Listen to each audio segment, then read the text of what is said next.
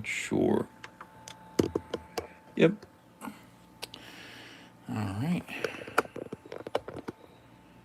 Yeah, so what's so wrong with that? What's wrong with that? Nothing.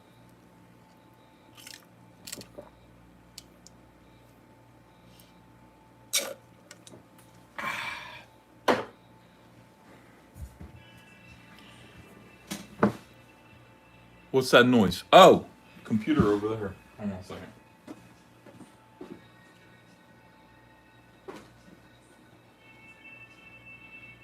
It's a Cecil Premiere. I don't think so. Not today, Satan.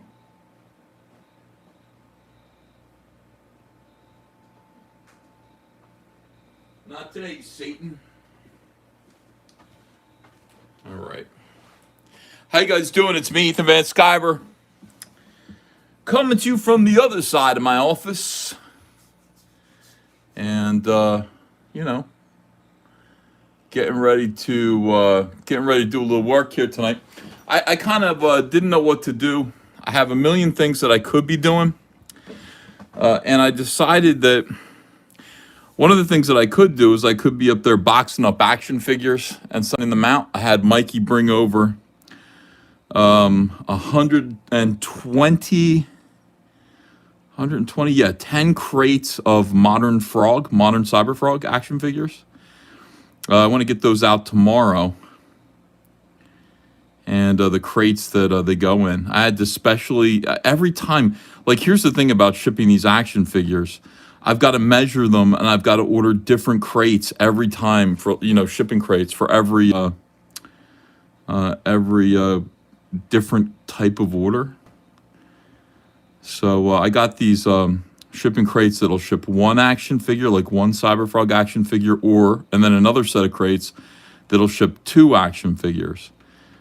And I figure I'm just going to go through and the vast majority of people ordered just one. So the first thing I'm going to do is I'm going to go through, because I do have some big boxes, and I'm going to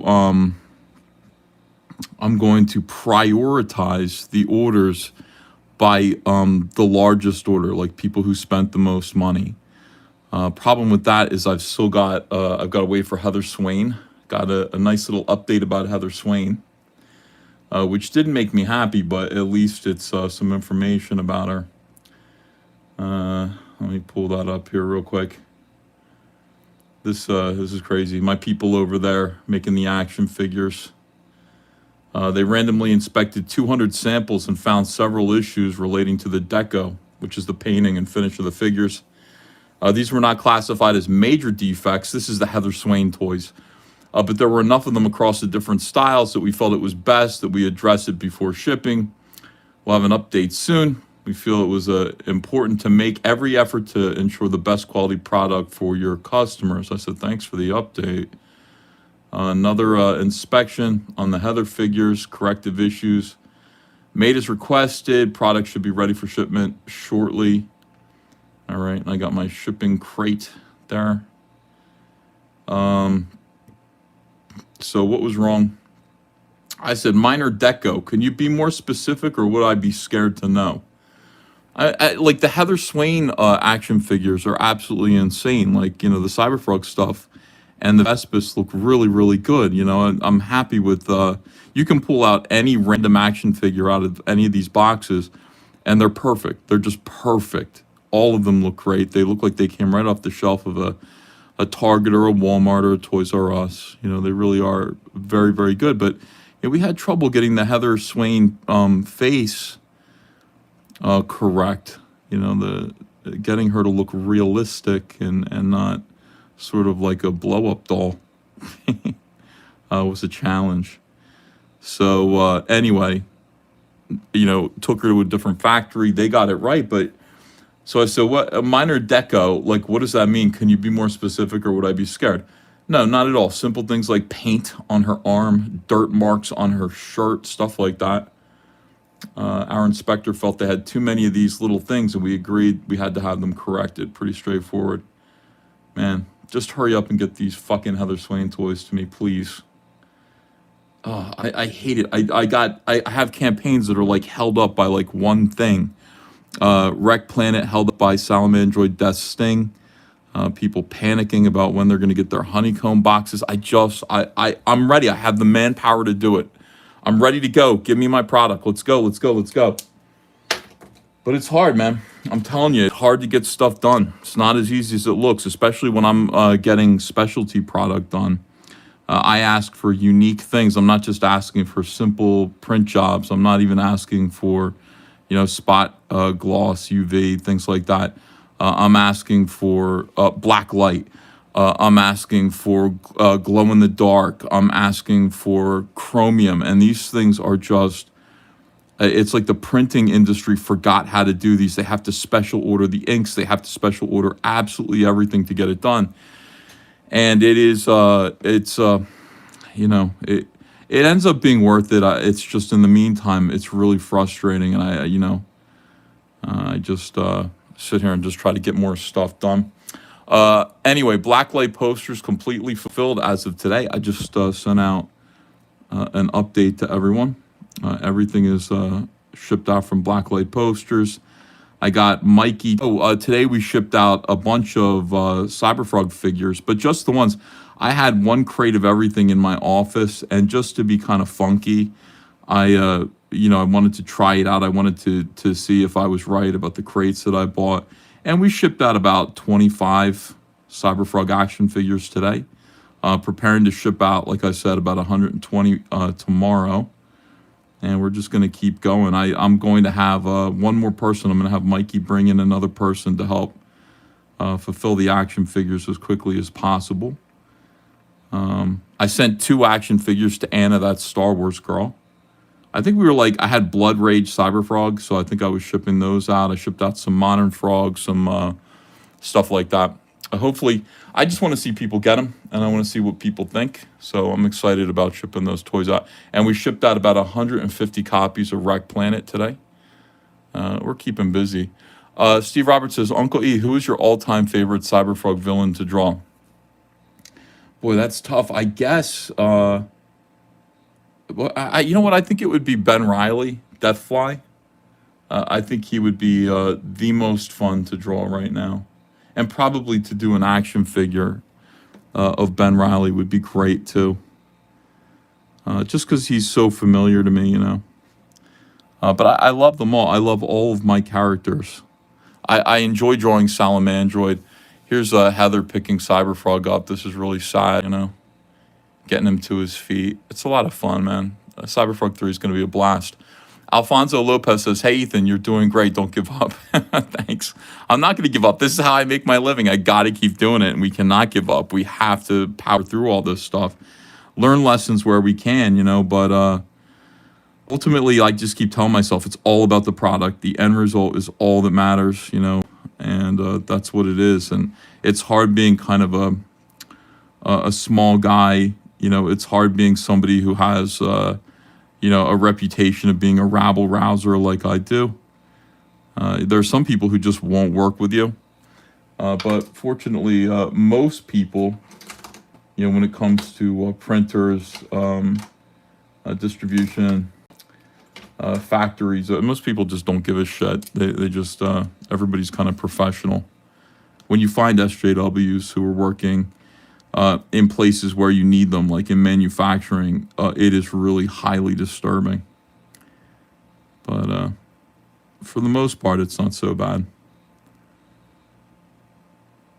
And yeah, we're not going to give up. Listen, there's so much more I need to do. Wow, I'm still young, and I am young. 48 is youthful. So how are you guys doing anyway? Good to see you. There's the chat. Let me see, live chat. There we go.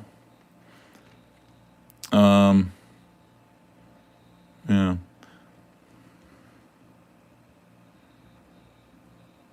We want Rainbow the Brute. I'll get back to Rainbow the Brute. Hold on now. Stay with me. I got to get Cyberfrog 3 on track. I got to get enough material from Cyberfrog 3 done. I got to put out Dark Harvest. And then we're going to go right back to Rainbow the Brute. Don't you worry about it. I'm at the top of my game right now. Drawing, inspired, having a great time. And Rainbow the Brute is going to get done this year. We'll get all of this stuff all caught up and all done. And then, yeah, I mean, we're going to do one Cyberfrog a year. I would really like to have Cyberfrog 4 finished by next Christmas. And, you know, I mean, this is all possible. It's just a matter of prioritizing drawing and doing the comic book over everything else. And I think you guys are noticing in my work habits lately, they're a lot less, they're a lot fewer. Maybe fortunately, unfortunately, I don't know. A lot fewer like live streams and stuff. I don't do them every day. I do them maybe every other day. Try to do videos. Try to stay in touch with people as it's important to do. But mostly when you don't see me, it's because I'm sitting here working on this stuff. We got to have a reputation of putting out books.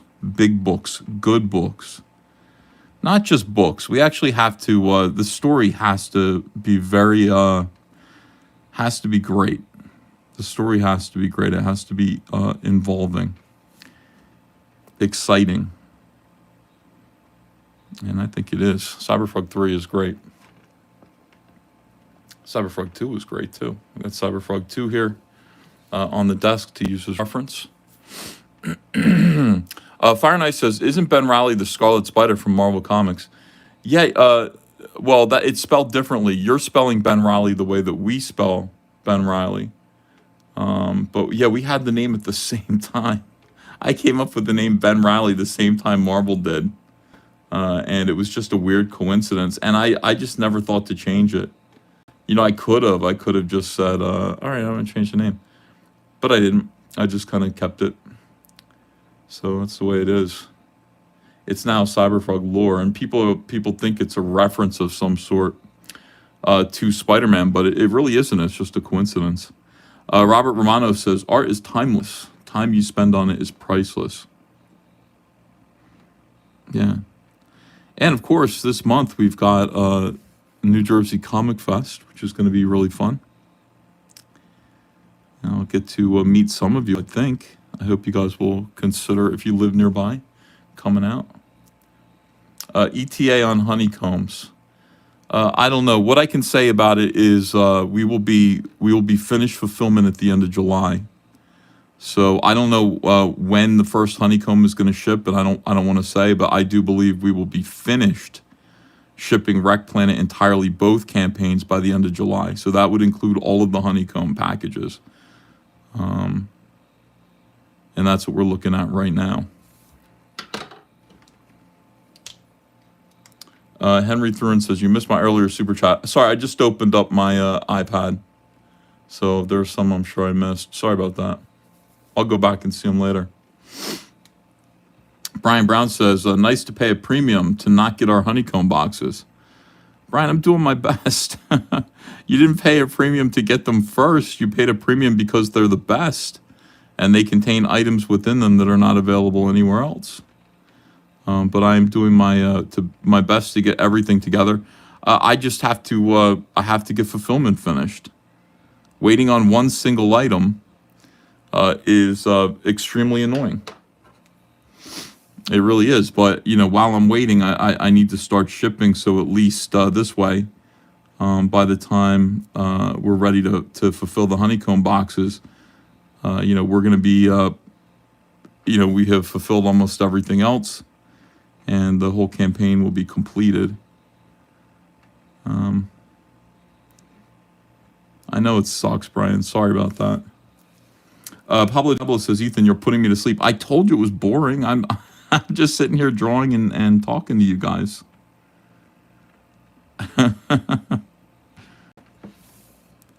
I'm excited about people getting the action figures too. And like I said, we're going to be bringing in one more person to do fulfillment because I want to get the action figures out as quickly as possible. They're fairly easy to fulfill because you just, it's just some bubble wrap, a crate, and an action figure or two. And just kind of putting them together, sealing them up, putting an address on them. Hopefully we can get the action figures kicked out pretty quickly.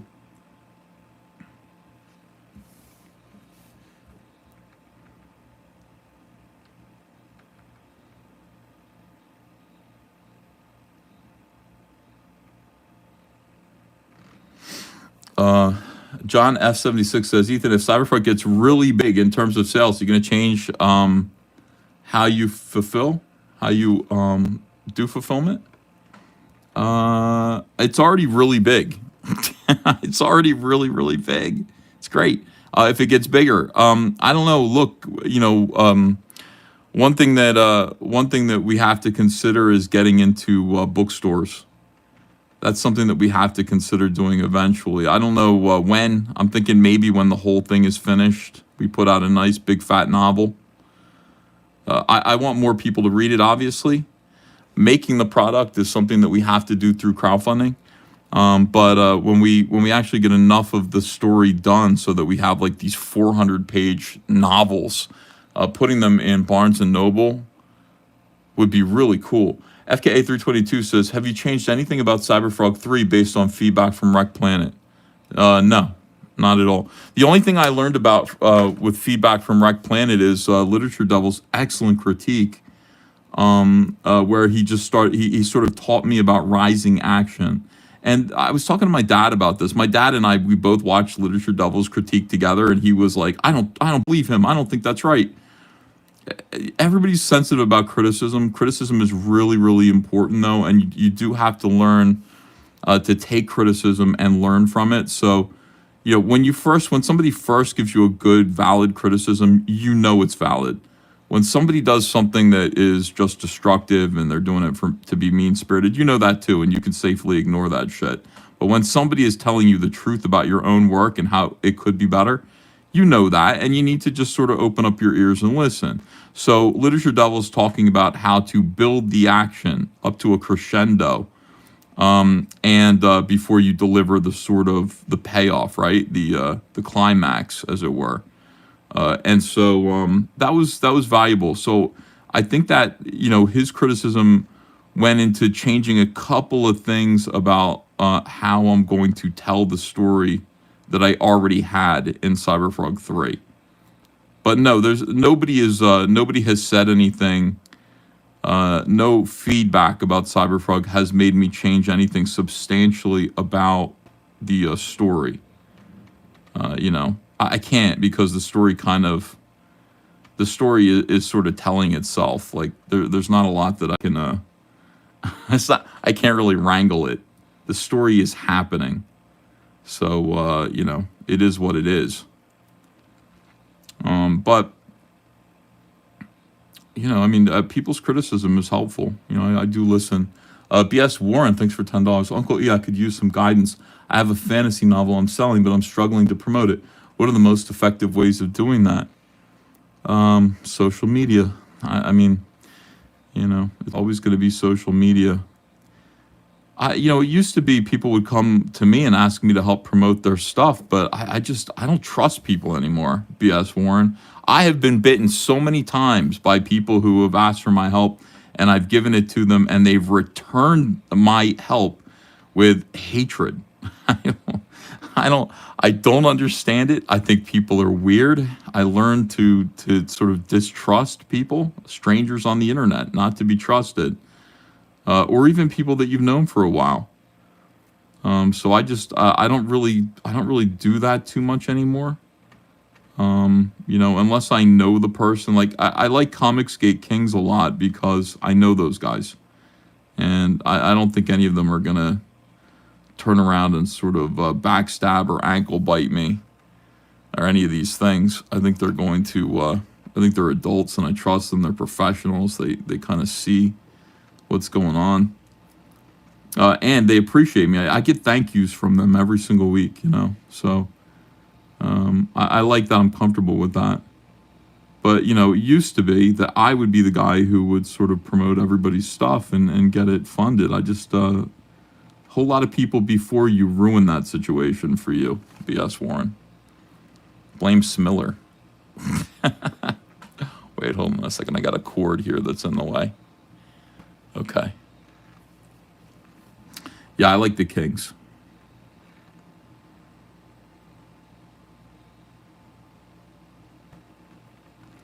And Reenie. Reenie's good too. Reenie is a king though. But there are comic skaters who are endlessly promoting still that haven't learned their lesson. You got John Malin, you've got Shane Davis, Mandy Summers, Michael Bancroft. You know, these guys, I don't think they've suffered the way that I have. So I think they'll still, I think they will still promote you.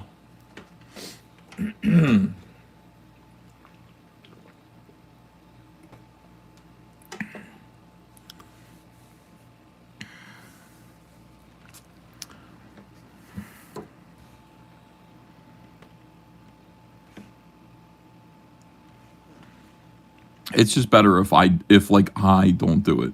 I think if I don't do it, it's better. Joan Wong says, I like listening to Ethan ramble. Always interesting to hear someone with knowledge talk. Hey, thanks for $5. I appreciate it.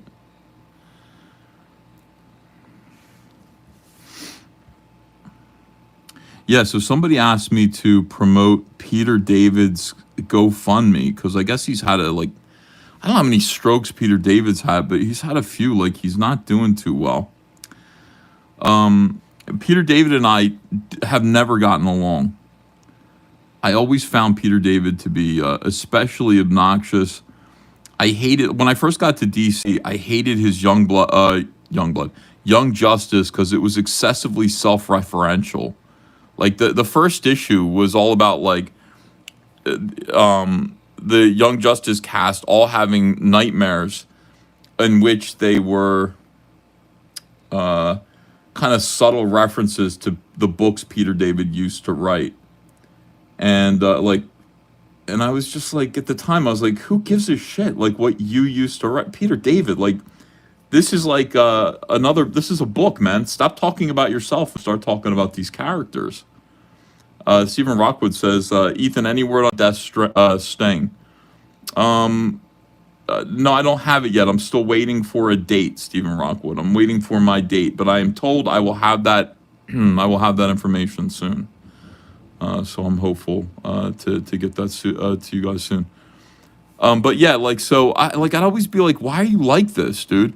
And then Peter David also would he gave Todd McFarlane a hard time. Like Peter David was essentially like if Todd McFarlane was kind of like Comicsgate in the sense that, you know, in the early 90s, Todd was super successful and everybody was kind of ankle biting him all the time. And like all of these old pros like Peter David and John Byrne, they were all obviously super jealous of him. And they would sit there like Peter David would be like, I demand a debate. I want to debate you about, you know, comics and Image Comics and all this stuff. It's like, what are you going to do? You want to debate him about his career and his life and his career path? You want to sit there and prove that, like, he's a piece of shit or something? Like, what are you doing, man? So Peter David always, to me, seemed like the villain. And then when I started working in comics, too, like, he also seemed kind of like a very selfish, sort of pompous villain. Like a nerd, arrogant, pompous nerd. Now he is sick. So, he was also the type of guy who he would sit there, he'd go to these art auctions and he would wait in the audience. And if he knew somebody really wanted a piece of artwork that was on the auction block, he would sit there and he would just sort of outbid that guy. And then he'd turn to him and go, sorry. Like, I don't even really want it, but I want it because you wanted it. I just didn't like the guy. Anyway, so now he's got to GoFundMe for his health issues, and it's inevitable, man. All of this stuff, none of these people are prepared for the worst times to happen to them, and I don't know. Do I promote this? Like, I don't want to promote it. I guess, like, yeah, like, go, if you want to go give money to Peter David, and he raised like $180,000. He also used GoFundMe to pay his back taxes. Like, he owed $80,000 in back taxes. and he GoFundMe, crowdfund. Like who does that? Like, pay your taxes. Like, what are you doing? Like, if you get in arrears with your taxes, I got bad news for you. You get a payment plan with the IRS and you tighten your belt for a little while. It's not like you're gonna ask your fans to pay for that. Like, what the fuck? I don't know, man. So anyway, I was just like, I don't want to promote this guy. I don't want to, and I wish him well, and I hope he gets better. But comic book industry is it's silly. You're gonna be doing GoFundmes for everybody's healthcare pretty soon. I'm like, I don't want to promote this, and other people are like, oh, it's okay when you e-bag. It's like, dude, I'm not e-bagging. I'm sitting here crowdfunding for a comic book. It's a big difference. I'm not sitting here like asking for a sandwich. Although if you wanted to buy me a sandwich, you could. Thank you. I'm selling comics. Like, make these people do comics and sell comics. And I'll throw a couple bucks their way.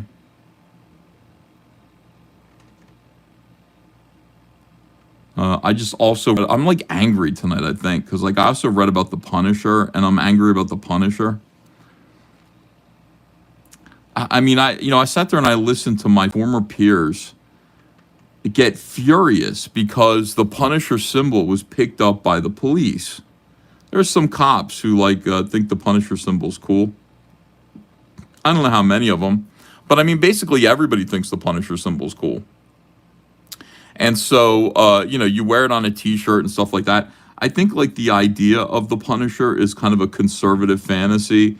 Like it's a vengeance fantasy. Like, one man is gonna, like a horrible crime was committed against this man's family, and he's going to take out the criminal element all by himself. He is justice. That is a fantastic fantasy that, like, I don't know, most people enjoy, like most men enjoy. But it terrified the soy boys of modern SJW Marvel. And they've been sitting there scheming for 3 years about how to destroy the Punisher so that normal people can enjoy it. And they finally did it with Jason Aaron's new series. And what happens? Punisher's whole reason for existing is his wife is murdered, right? 200 Watt Studio, thanks for $2. Karma is the thing they never consider.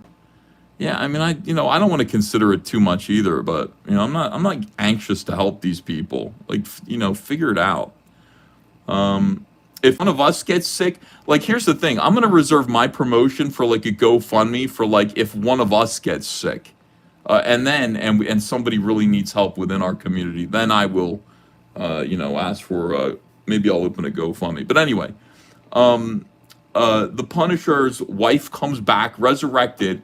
And she basically cucks the Punisher. She joins with the Avengers to capture Frank Castle, tie him up, and basically just like strip him of all of it, like sell all his assets because she's his wife, and basically punish him, and shame him for what he's been doing and everything like that. Just basically take everything from him and give him a lecture, like give him this struggle session lecture that basically destroys his entire reason for being. It is absolutely infuriating. Jennifer Grover, thanks for $10. Uncle E, I love you. Not inappropriately, but you seem like a bleeping sweetheart. Thank you, Jennifer. P. Cowan says, tried to rent Punisher, rented Punish Her instead. Oh, that Blockbuster, man. Juwan Wong says, sandwich money. Oh, thanks for $5. Sorry, can't afford the Turkey Club. Maybe this can get you a gas station egg salad. That sounds delicious right now. Oh, look at this, a $20 super chat from Aaron Booth for your sandwich. Also, I received the Death Sting page. Amazing detail. Thanks, E. Yeah, everybody has all the artwork from Death Sting already. Thank you, Aaron Booth, for backing at that tier. I appreciate you. And I hope you'll do it again, for Cyberpunk 3. The artwork is going to be the artwork already is absolutely sensational. My dad comes down here and stands over my shoulder, and he's like, wow, son. He read Wreck Planet. He was just overwhelmed by it. I think he skimmed it, but he heard me talking about it, and he was like, I got to read it again. Please read my comics. It's the worst nightmare, is that like you work so hard to like do it, and you make it, and then nobody actually reads it. Just like collect it. And I think that's what happened all through the 90s. Like nobody was reading those comics. They were just sort of they were just sort of collecting them. And I mean, that's okay too. You should collect comics. But you know what it is? Like, if nobody's reading what you're doing, you might as well not even do anything good, right? It might as well not even be worthwhile or carefully considered. It might as well not even be art. And so, those comics weren't. It's like a negative feedback loop of nobody's reading this stuff anyway, so it might as well not be good. Well, I'm writing and drawing Cyberfrog to be read, so I want you guys to actually read it, please.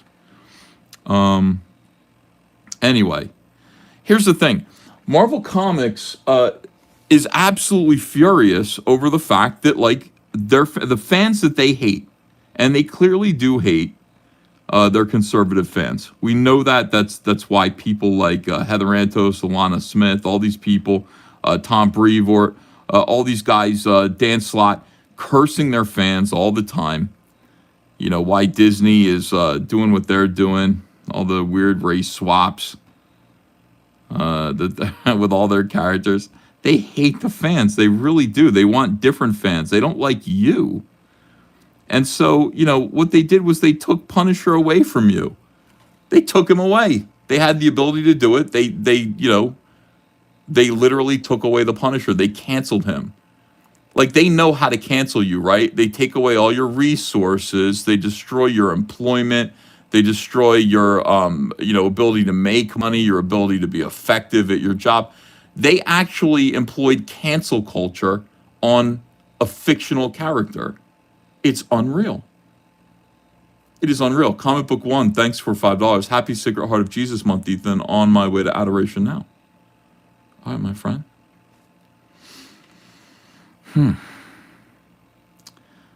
Peter David also created Spider-Man 2099, says Scott Pickering. Yeah, I know, but I don't think he's going to get anything for that because it's a derivative of Spider-Man. So I know the movie is coming out, but doesn't make a difference. He's not going to get any royalties. And if he does, the most you can get is $20,000. And that's if the movie were called... Okay, if he did have the rights, or if he did have participation, they call it, in Spider-Man 2099, which I'm sure he doesn't. But if he did, the only way that he would get paid is if the movie itself was called Spider-Man 2099. His name was the title of the movie. And then the most he could get paid is $20,000, which ain't much. I know it seems like a lot, but it ain't. It ain't much like when you are somebody who came up with the idea for an entire movie. But you did it, unfortunately, you did it for a comic book company, and you didn't do it for yourself. Like a big comic book company owns everything that you do. Sorry, here's a pittance. Spider-Man 2099 being in the Miles Morales movie, whatever this thing is, if he has participation in it, it's going to get him about $1,000, maybe $2,000. A pitiful amount of money. So there's nothing there for him. Sad.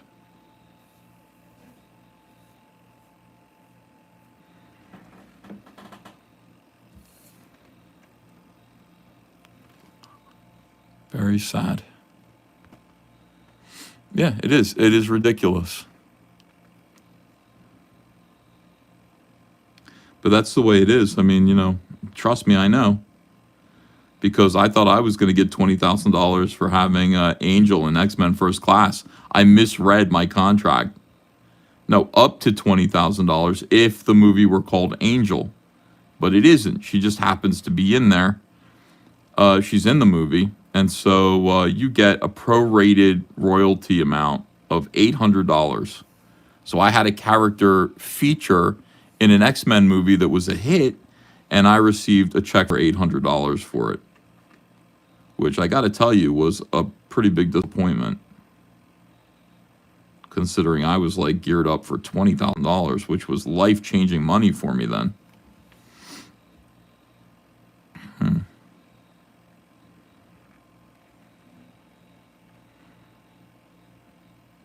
Yeah, I mean, at DC, it's different. DC's much better. They're much more generous. Warner Brothers is much more generous with royalties. it still shocks me that Jim Starlin isn't like a multimillionaire for Thanos. He should be. He created Thanos. It's not a derivative of anything. It's his character that he created for Marvel. And Thanos is now known worldwide. Like, everybody knows Thanos. And what does he get? Nothing. Almost nothing. He had a character named KG Beast that was in Batman v Superman briefly. And he made more royalties off of that than he did from Marvel for, I don't know, 2, 3 of the biggest movies of all time that featured his character.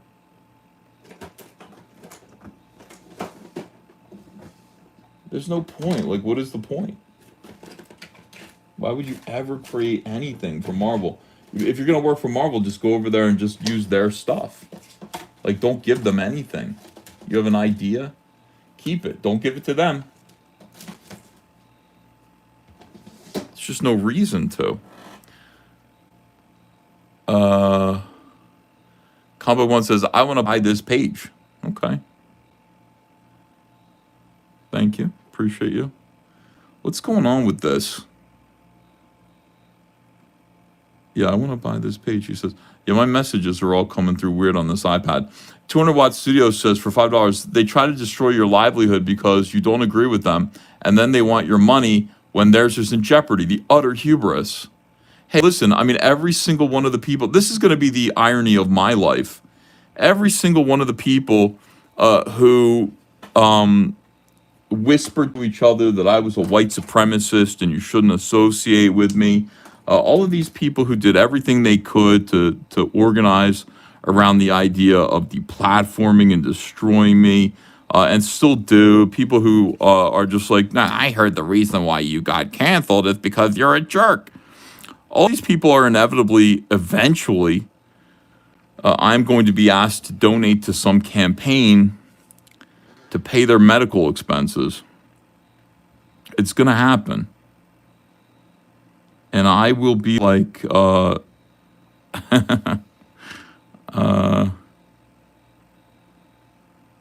what's his face from the Watchmen? I will look down on them and say, no.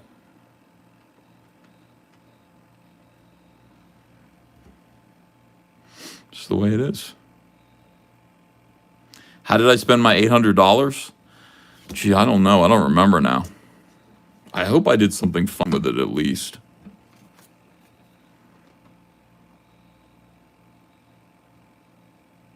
Yeah, I hope I went out to dinner or something. Eric Winberg says, time wounds all heals. Just wait and laugh, eh? I'm already in the process.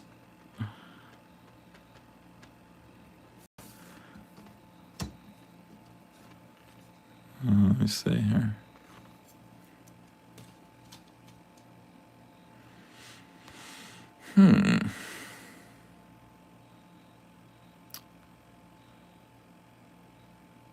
Yellow Flash is in here. Hello, Yellow Flash.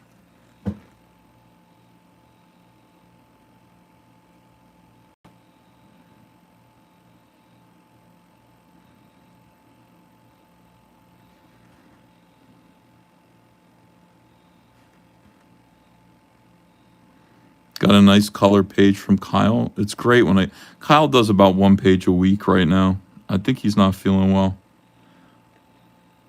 But when he turns in a page, it's just wonderful. I could whip him and get him to do more, but I'm not yet. Wait until like Cyberfrog 3 is completely underway, and then I'll probably give him a whipping. Hey, dude, I need 3 pages a week out of you. Let's go.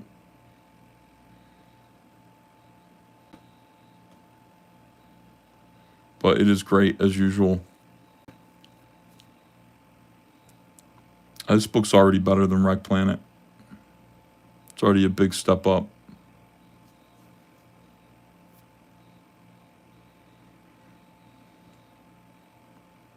Eric Mabet says, I think you can laugh all the way to the bank.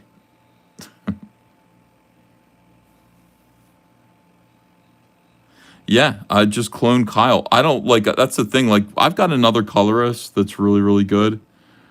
And I guess like if Kyle just ever sort of quits, I can use him. But um, boy, me and Kyle are such a good team. I'd really like to keep Kyle on board. I hate the thought of Kyle not coloring Cyberfrog.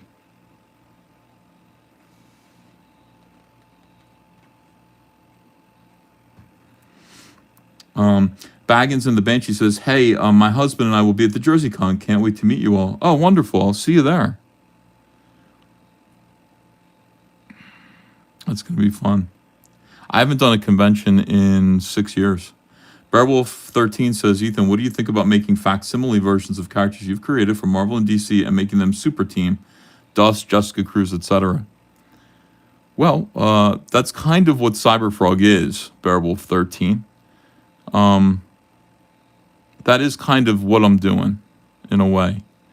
And, I'm starting with, many of you will know, I've told a story, I told a story early on about how towards the end of my time drawing Cyberfrog in the 1990s, Joe Quesada called me up and said, "Hey, I'm doing this thing called Marvel Nights with Marvel, and I need to have some more guys to come over and work on these projects, and we get to use any C-level characters that we want, and I want to have you come over and work on one of these books. So what characters do you want to do?"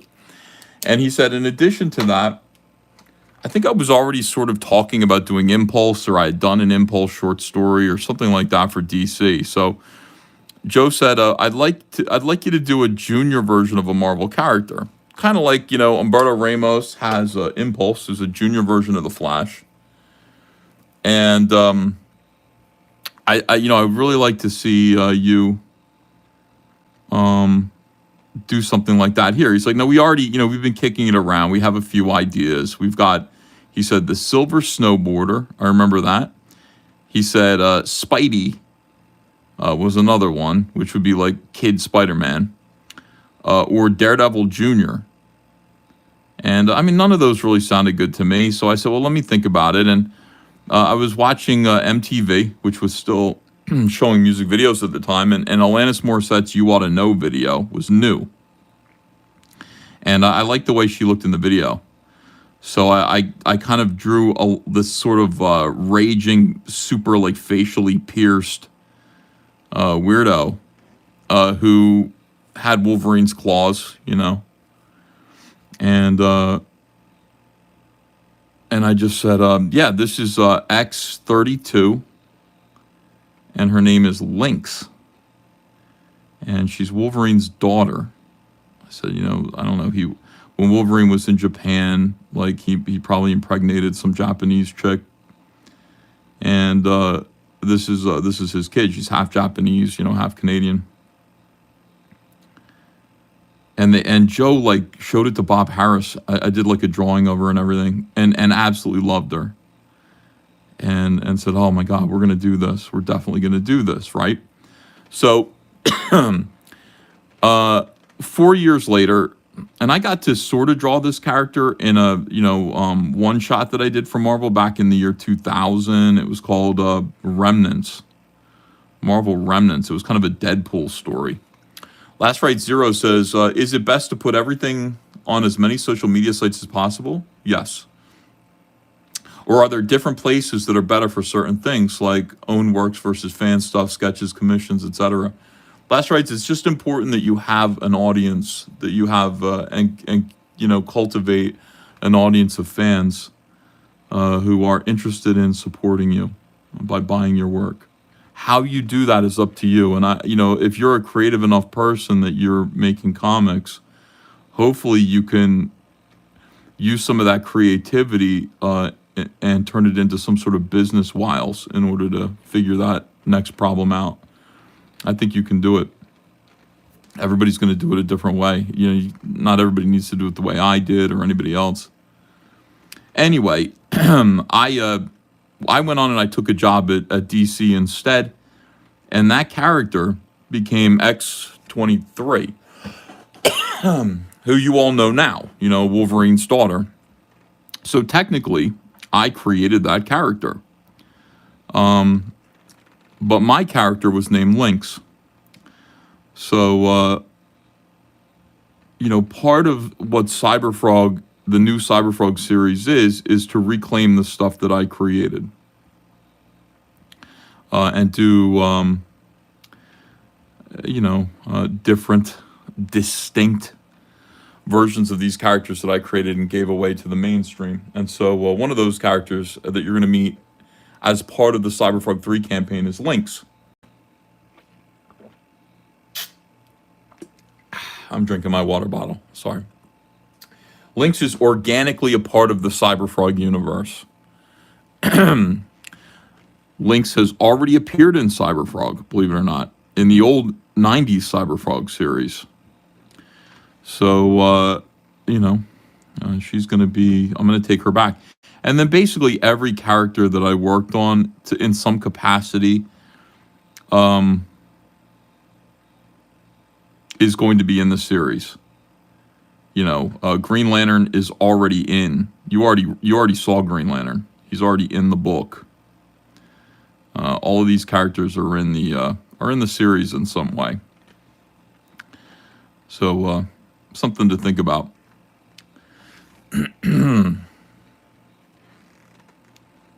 Yeah, like I didn't get ripped off. I mean, ideas are in the air. As soon as you speak them aloud, somebody could steal them. Especially when they're based on Marvel. Like if I say Wolverine has a daughter. By the way, in the 90s, nowadays that sounds like, yeah, big deal, some idea. Everybody's doing that now. Female version of, yeah, I know. In the 90s, that was new. It was like nobody had thought of giving Wolverine doing a teenage female version of Wolverine before. Now it's annoying because everyone has that. Like Spider-Man's got a million versions of that. But in the 90s, not so much. So it was kind of revolutionary. And it was obviously like a moneymaker. It would just, as soon as they heard it, they just heard cash registers go off. They knew it was a big deal. So, Jowl Horden. Yeah. EVS started the female swap trend. Get him. Yeah, kind of. Like, I was there for all of this. I saw it all go down. And I did some race swaps, too, in my day.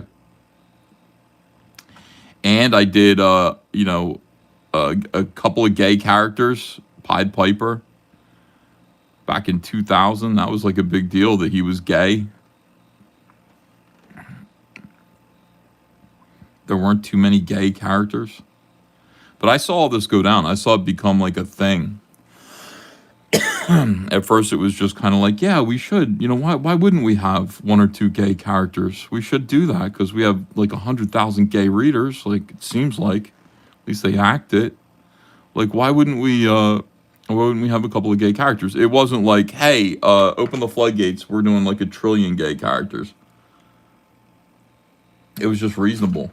And the idea of doing like a female version of these characters also just made sense. It wasn't a swap. It was always some kind of like weird fantasy, or like the daughter of,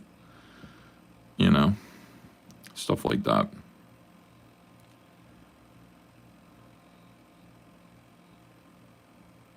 Jedi Knight says, I learned from John Campea that guys cooming on each other's faces can cleanse wokeness. I was thinking about that today, man. John Campea lost his damn mind. That guy's crazy. That was like a nervous breakdown that he had there. And over what? What do you care, man? What do you care that, like, the entire purpose of making Little Mermaid black is to annoy people? It's like, that's the entire reason why that's happening. You don't think that they laugh? Squib says, is this a page or a cover? I'm late to the show. This is a page. So here's a panel down here. Look at a little Cyberfrog with it. Hiroshima Taru says, people think woke started in 2010s. It's much older. Yeah, but you know what? Like, it wasn't wokeness. It was just kind of like, it wasn't like we have to do this to represent people. It was just, there was a kind of thing that was like, like maybe like there aren't any gay characters, so we need to have a couple. It wasn't like everybody needs to be gay for representation because we have fans that feel left out. Nobody said shit like that. It was just like storytelling stuff. It was like, why wouldn't there be gay characters here? There should be. You know, it was reasonable. It wasn't weird. It wasn't an agenda. It was just kind of like, and there wasn't really any energy behind it. It was just kind of like, yeah, sure, why not? But I remember it. I was there. I saw it all go down, man. I mean, anyway, John Campia's nervous breakdown. Whew. Woo! Woo, lad. John Campia, settle down, man. We were watching that on the Jack Show last night. Fully upset over Fandom Menace types. I don't think he was talking to me. I think he's like, that guy's got a bee in his bonnet about like Friday Night Tights guys, Nerdrotics crew. I barely ever talk about that Disney shit. I like Little Mermaid being black is like, I mean, it's grotesque. It's weird. You know, the attitude, the fact that it's so obvious now. Like, it's not about creativity. It's completely about agenda. It's just something that I roll my eyes at. It's, you know, it's kind of like the symptom of a disease. The Little Mermaid herself being black is not a problem. It's just the fact that there are people in there that think that they need to do that, or they're doing that on purpose to annoy people. There's this whole kind of effort to sort of get people upset so that you can call them racist and all this stuff, which is what John Campia was doing. And you know, the character's an afterthought. Like, nobody cares about the Little Mermaid. It's not about the Little Mermaid. It's about us interacting on social media. That's the entire reason for all of this. How we deal with each other. And you know, I don't know. You can point it out, but I mean, you know, Little Mermaid being black is not so much the issue. The issue is that there are people who have made the Little Mermaid black, and they're in power. They are, that is their number one agenda. That's what they're trying to do, and they're doing it out of hatred for you. And it's the same thing that just happened with the Punisher. There are people who are doing that, and their agenda is because they really hate you. They want to bother you, and they pretend, they couch it in this sort of, well, we're doing it because little girls, all of it. They don't care about children. If they cared about children, they'd have kids. They're all homosexuals. None of these people care about kids seeing themselves. They don't care about that. None of them have kids. They never will. They love children. The only other thing that they need to be concerned about is telling stories. And they're not concerned about telling stories because something like Little Mermaid is a cheap rehash. It's a cash grab. It was completely the same as the animated version. There's no reason for it to exist. And the only reason it exists is to make her black. That's the only reason. That's it. And so now we have to just kind of ask ourselves, how important is that? Is that important? Is that something that we need to do? That's something that needed to happen? Why? Drives me crazy. Yellow Flash says, where is this? Oh, you haven't seen it yet?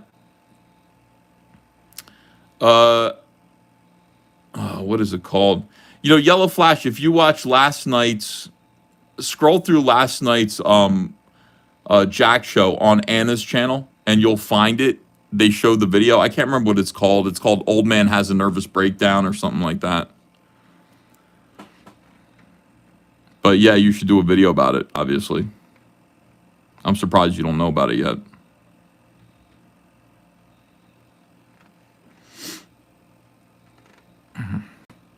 He flipped out, man. He's walking around in his backyard. He's talking about how, like, you know, white supremacists ejaculate on their own faces and stuff. I don't know what he was saying, man. It was weird. And he was yelling.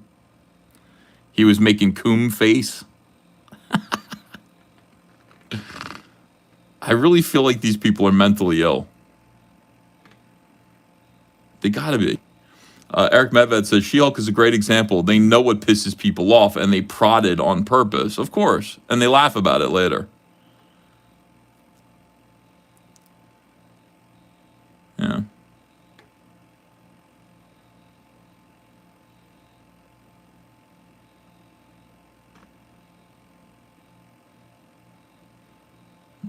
see. It's exactly right.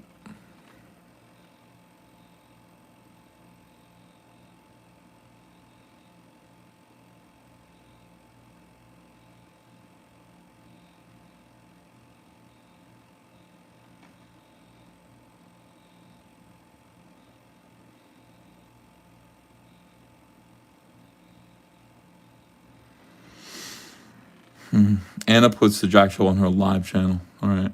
Yeah, Keith Olbermann, too, had a nervous breakdown over Chrissy Mayer. Like, everybody's going nuts, man, except for me.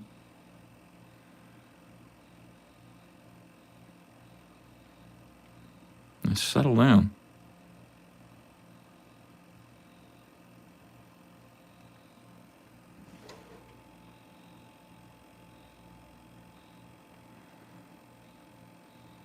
Chrissy Mayer made said something like, I hesitate to make a fried chicken joke or something like that. I can't remember why. It was about Chick-fil-A, but like it referenced black people. We probably get a little too comfortable, like, because we make like we'll make like naughty jokes like that here on these shows, these live streams, and then when we go on TV, I think she was on TV, and she made a fried chicken joke. Oh my God. Yeah, probably network TV is not the place to be making a racial joke. But then again, who cares?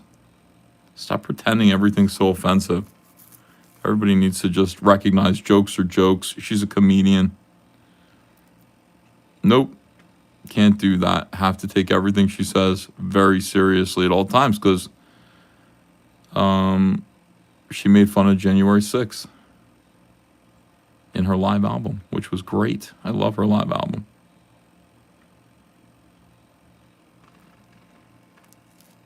Joe Anon says it was harmless. Yeah, exactly. Give me a break. And by the way, Keith Olbermann, why don't you be the last person to complain? Why don't you let people who actually are black, if they want to be offended or pretend to be offended, why don't you let them step up to the mic before you do it, you idiot? You put the cock in Caucasian, dude. Stop being offended on other people's behalf, man. Who cares?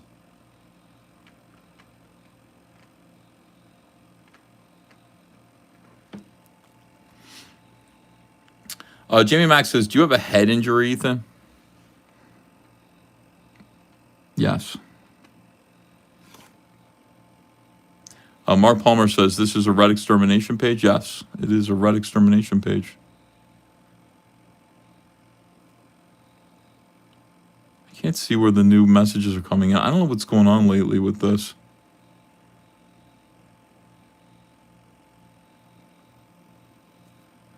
Okay, there we go. Mike Wilson says, rage stream.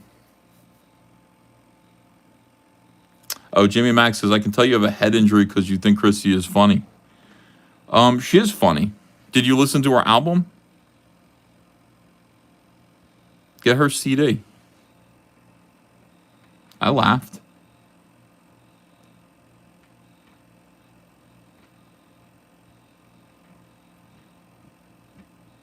You don't think Chrissy's funny? Usually I think women are not funny. So I understand what you're saying, but I think Chrissy actually is funny. Unfortunately. Unfortunately, she ruins my stereotype. Sucks.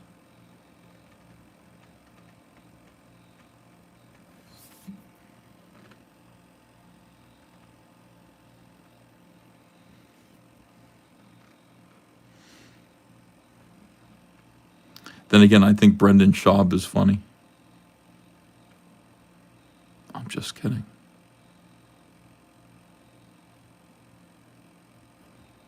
Gringo Poppy.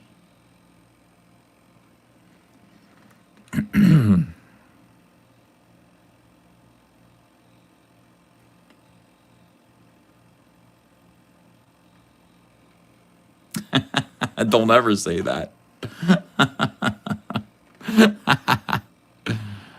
Oh my my God. All I do is watch anti-Brendan Schaub videos now. And there are a million of them. I never even heard of him before, but I fell into this whole big rabbit hole of anti-Brendan Schaub videos. And now I'm obsessed with it.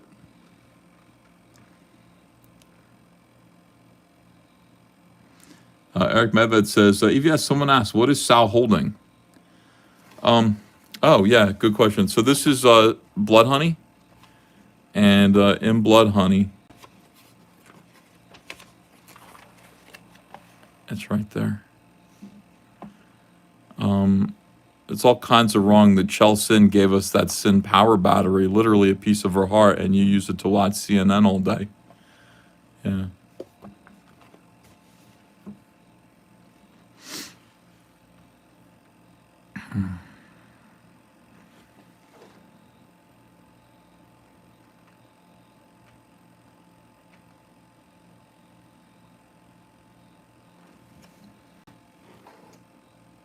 Yeah, and Kayla or Kalila, what is her name? How do you pronounce it?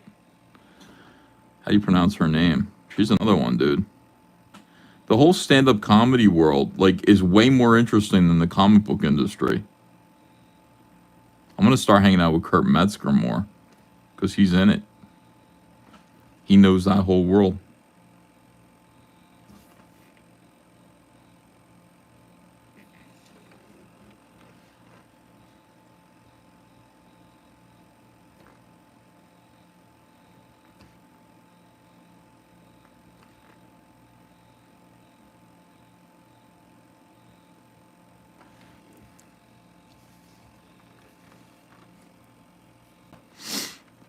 I like Theo Vaughn sometimes, says Prater7.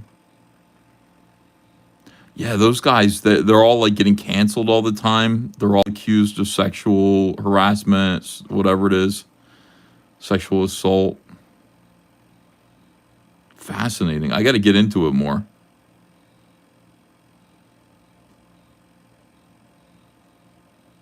I need something to watch while I'm drawing.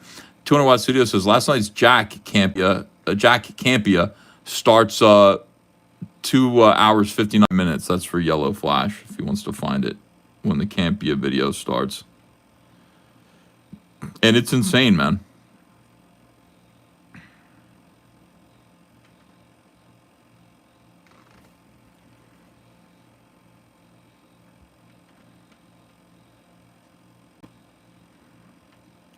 Yeah, I want to find out about Chris D'Elia. That guy, like, seems... I think I've seen him before. I think I've seen one of his stand-up acts, and I think he was really funny. And he got canceled big time. So I want to find out what happened there.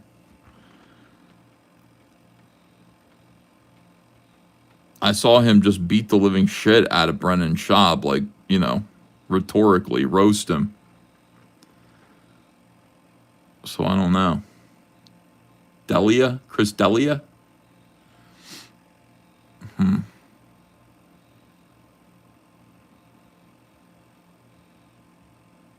Yeah, I'm going to watch a couple videos on him.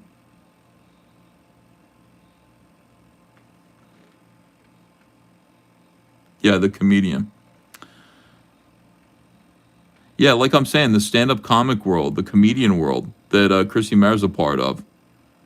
Way crazier than Phantom Menace, Comicsgate. Way more interesting. That whole culture of mental illness is pretty profound.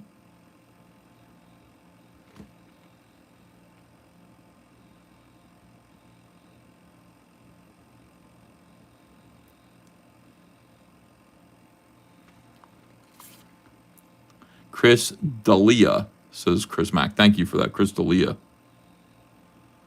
Okay.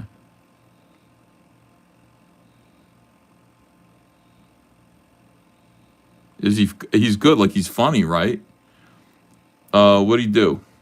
Project Some Poorly says, comedians are like drug addicts. Trying to be funny all the time is like chasing the dragon. Leads to unbalanced mental illness. Yeah, maybe. They all just make me miss how great Norm was, says Stephen Rockwood. Yo, tell me about it. Makes me want to torture Patrick S. Tomlinson for Have you seen have you ever seen Matt Rife? Says Eric Medved. No. Listen, I just discovered Revenge of the Sis. I love those guys. And I mentioned Revenge of the Sis, and you guys, like some people in my audience were like, yo, they're sus too. Everybody's sus. What the hell, man? Those guys are really funny. Mr. Joker 1128 says, how is Spider-Gwen headlining a movie after what her creators have done? I don't know, man. O Snake says, don't title your stream boring. You call it something like call something dope like working stream, kick ass on Android and tits. Let them think there's tits even though there's no tits. There are, but it's just they're not really that prominent. I like boringness. Yo, I think Mersh is hilarious, man. I don't know. I started talking to him in DMs. I just kind of said, yo, man, I'm watching your show. It's funny. It's pretty good to be like somebody who has a pretty good social media following because you can generally, like, I can write to somebody and say, hey, how you doing? I'm a fan. And they respond. Like, that's pretty awesome. I will tell you that. I don't take advantage of that power often enough. I did with Angelina from the Jersey Shore. Angeliners. And I did with Mersh. I should try it more often. Try to get some people on the show.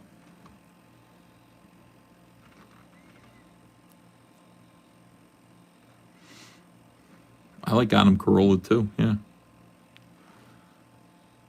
But that's a good superpower, you know. I'm being able to like talk to someone and have them write back and go, no, I know who you are. Very Hollywood. Hey man, I don't know if you know my stuff, but I'm Ethan Van Sciver. I'm really enjoying your stuff right now. Just want to say hello. Oh no, I know who you are. What's up, brother? That's really cool, man. Thank goodness. I think like nobody knows who I am. I know everybody thinks I have an ego, but I don't really have an ego. Very humble. Andy Montemayor says, hey, how you doing, guy? Why label your stream boring? Your streams are never boring. Well, then nobody has to expect anything from me. If I label my streams boring, then people have low expectations, and then I don't let them down.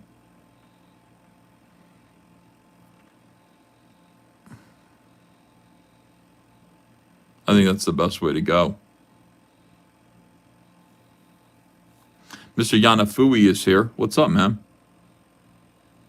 One of my favorites. One of the most creative geniuses in Comicsgate.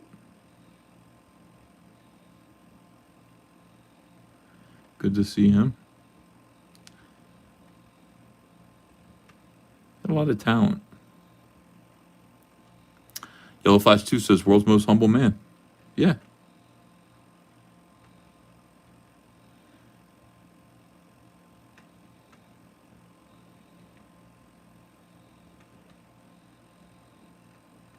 You know who I wanted to like get on my show is James Woods. If I could get James Woods, and I haven't even tried to talk to him. But I wonder if I try, like that would be a huge get. Talk to him about Casino, working with Scorsese on that movie. Josh Mataru says, still want that Rainbow the Brute cap. You only think you do.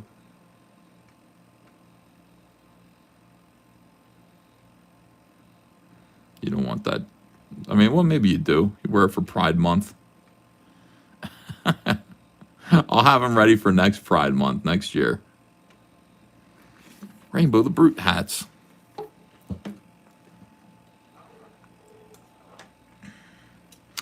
Jimmy Max says, EVS is becoming a true clout chaser. Yes. No, I always was, though. Like, not like a clout chaser. I don't want anyone's clout. Like, I just like to talk to celebrities and actors. Like, I don't want anything from them except to talk to them about their work and get their autograph. Like, I'm more like a fan, you know?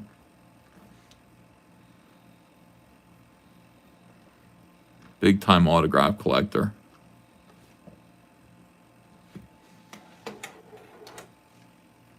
Hidden Hand Media says ROTC are losers. Are they really?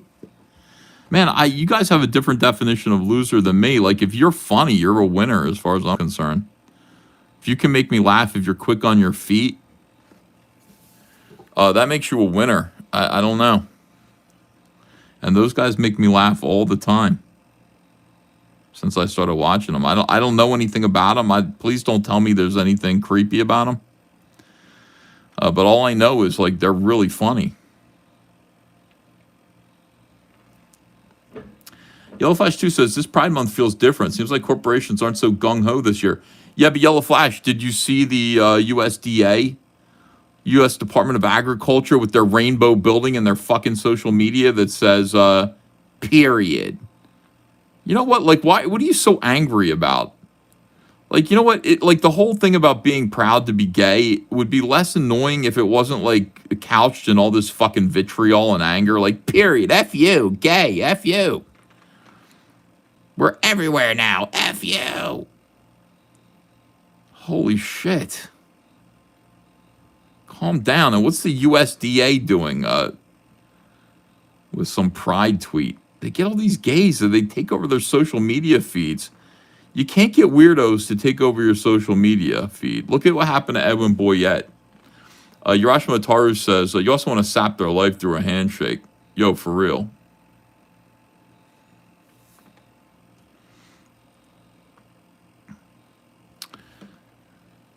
Yeah, a lot of people made that joke because it just says period. And a lot of people said, what only biological females can have? Like a Jeopardy meme, you know. Yellow Flash says, I just want kids to be left alone. No, dude. How do you have that? You can't have that. That's not what it's about.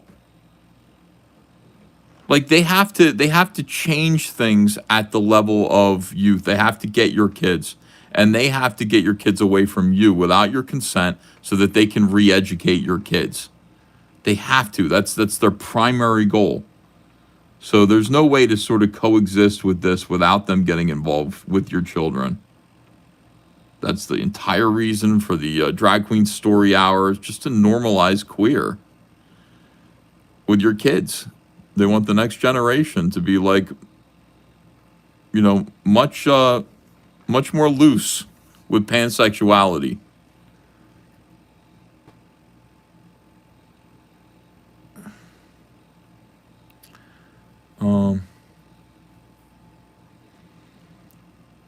Let me see.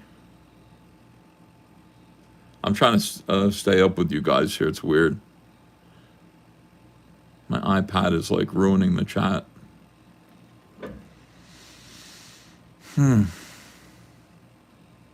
Probably some poorly says it's only one day from Memorial Day, but a whole month for Pride. That is a crime. Yeah, I know. That's true, isn't it? And it follows right after Memorial Day. It's like the next day. Pretty much the next day. Pride.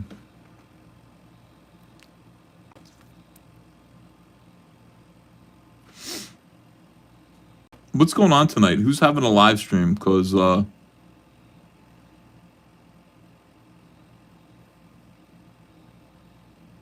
is somebody having a... You can't take back the rainbow. The rainbow's already taken. That's it. It's done. There's not a thing you can do about it. You got ballers tonight? The entire end game is to destroy all boundaries, says Urashima Ataru. Yeah, that's true, isn't it? In every single way, you know. Unintelligent Design is streaming right now. Oh, I got to get back to watching Lean. Ballers started. All right, I'm going to end, man. Go watch Ballers. I'm going to stay here. I'm going to watch Ballers, too. I'm going to go in their chat, but I don't want to keep anybody from their show. Go over there. Razor Fist is streaming, too. Go. Yeah, I'm going to say go watch Ballers. I love Razor Fist, but I got to support Comicsgate first. Go watch Ballers, but cheers to Razor Fist. All these guys are great. I love Razor Fist, man. It was great when he was on my show. Cheers to Yellow Flash. Go subscribe to him as well. Love you guys. Appreciate it, and I'll see you again soon.